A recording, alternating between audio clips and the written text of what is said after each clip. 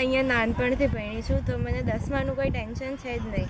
અમે કહીએ જ કે ભાઈ 90 માર્ક નહીં આવશે અમારે ત્યાં, કે એ ગોખતો નથી, એ સમજીને લખે છે, પોતાની રીતે કરે છે.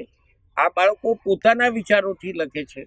બાળકોને અમે નાનપણથી એવું શીખવાડ્યું જ છે કે બોર્ડની પરીક્ષા એટલે કોઈ મોટો વાઘ જેવી વાત નથી. એક્ઝામ સામે હતી પણ એક નવો અનુભવ લેવાનો હતો, એક નવો એક્સપિરિયન્સ હતો, તો બસ આપણે નીકળી પડી.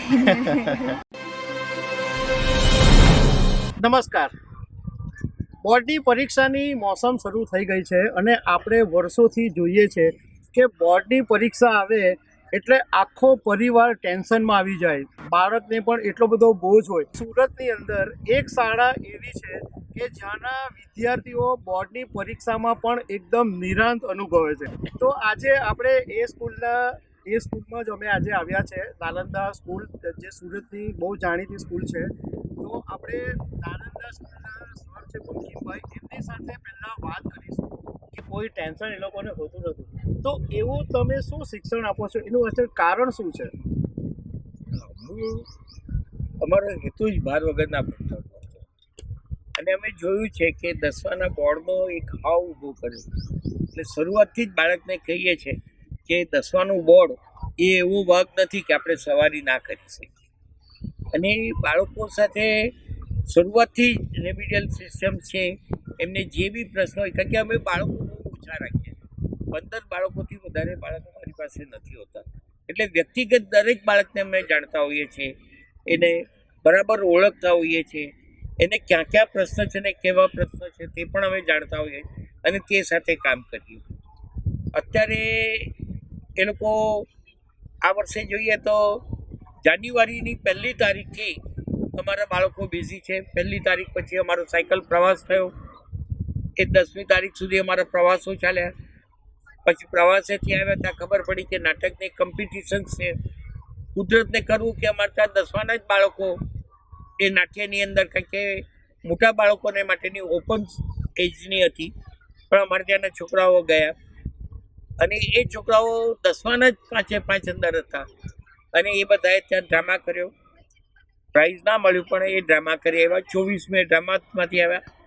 ઇન બિટવીન અમારી એક દીકરી કેબીસીમાં પણ આવી, શૂટિંગો થયા. 28-29 તારીખ સુધી જાન્યુઆરીમાં એ લોકો બિઝી રહ્યા, એણે પોતાની રીતે કર્યું. એક છોકરી અમારી ત્યાં ક્રિશા પટેલ કરીને, એ જાન્યુઆરી મહિનામાં 15-20 દિવસને માટે યોગના ક્લાસીસમાં, એટલે કોમ્પિટિશન સ્ટેટ નેશનલ કોમ્પિટિશનને માટેના કેમ્પમાં ગઈ અને 15 દિવસથી 20 દિવસ એ ત્યાં કેમ્પમાં રહી. છોકરાઓ છે તે હોકી રમવા ગયા, મહાકુંભમાં રમતા રમતા જો આજે પણ એક છોકરી જાય છે રમવા 10માની.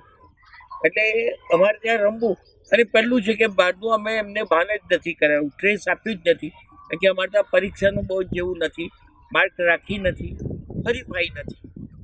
એટલે બાળકો પોતાના વિચારો શિક્ષક સામે પણ રાખી શકે છે, પોતાના પ્રશ્ન શિક્ષકોની સાથે ચર્ચી પણ શકે છે.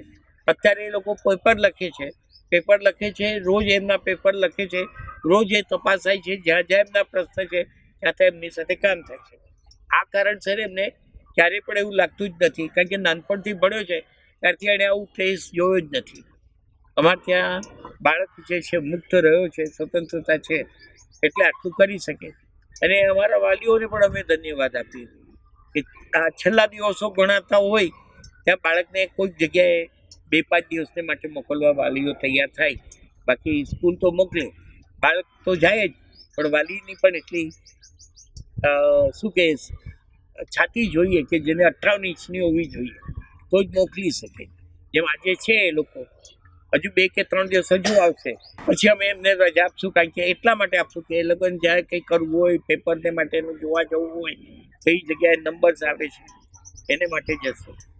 પણ એ લોકો ફ્રી છે, તમે એમના મોઢા પર ટ્રેસ નહીં જોઈ શકશો ક્યારે પણ.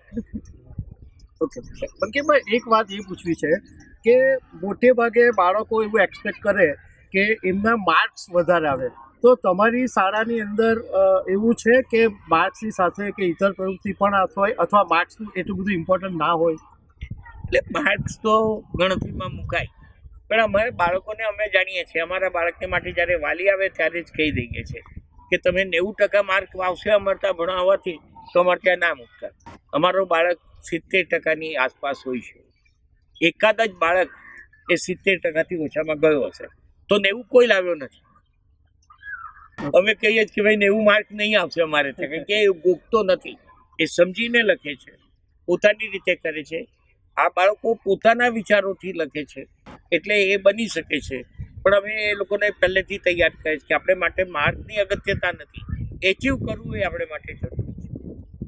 તો હવે આપણે આ શાળાની જે વિદ્યાર્થીની કેબીસીમાં ગઈ હતી એ ડેલિસાની સાથે વાત કરીશું. ડેલિસા, પહેલાં તો અભિનંદન, પણ અમારે એ જાણવું છે કે તમે તમારું નામ કહો અને કયા ધોરણમાં છો અને કેબીસીમાં તમને કેવી રીતના જવાનું થયું? મારું નામ ડેલિશા ઠીમાર છે. હું 10મા ધોરણમાં ભણું છું અને સપ્ટેમ્બર મહિનાની અંદર મેં મારું કેબીસીમાં બસ એમને રજિસ્ટ્રેશન કર્યું હતું ને જાન્યુઆરીમાં એમનો કોલ આવ્યો કે તમે જીકે ટેસ્ટ માટે મુંબઈ આવો અને ઓડિશન માટે આવો. ઓકે, તો ત્યાં આગળ પછી હોટ સીટ સુધી તમે જઈ શક્યા? ના, ત્યાં 1 સેકન્ડ માટે આપણે રહી ગયા.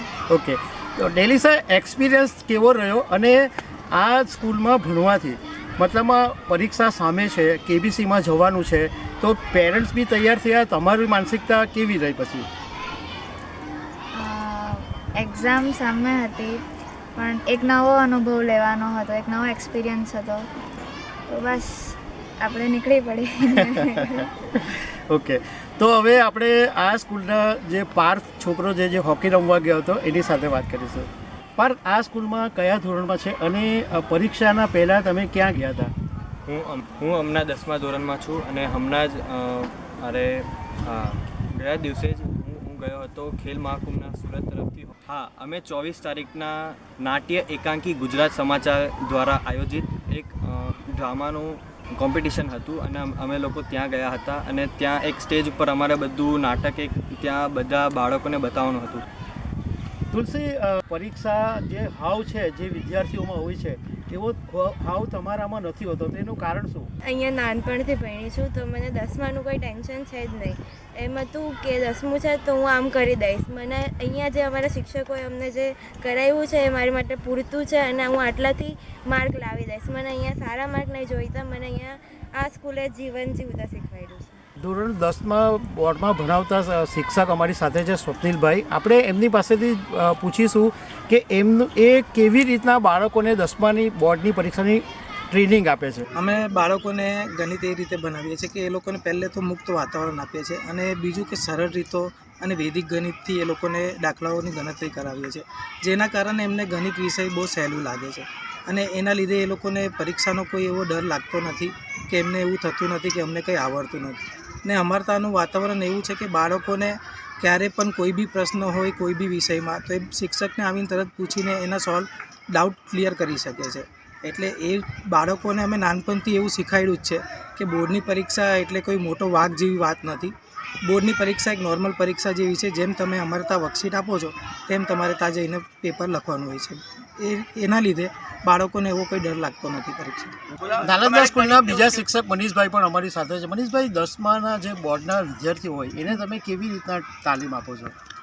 પહેલાં તો અમારે જે મેઇન કોન્સેપ્ટ છે કે મારો સબ્જેક્ટ છે વિજ્ઞાન, સાયન્સ, બરાબર.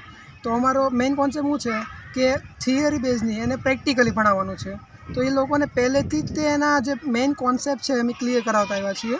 તો અત્યારે 10માં શું છે તો કે જે પહેલેથી ભણવાનું છે એ જ આવે છે તો એના કોન્સેપ્ટ ક્લિયર છે, ખાલી ઉપરથી માહિતી જ આપવાની છે કે તમારે કઈ રીતે કરવાનું છે અને બોર્ડ માટે એને થોડાક ટ્રેન કરવાના છે કે તમારે આવી રીતે લખવાનું છે એટલે તમે તમારી રીતે આગળ નીકળી જશો.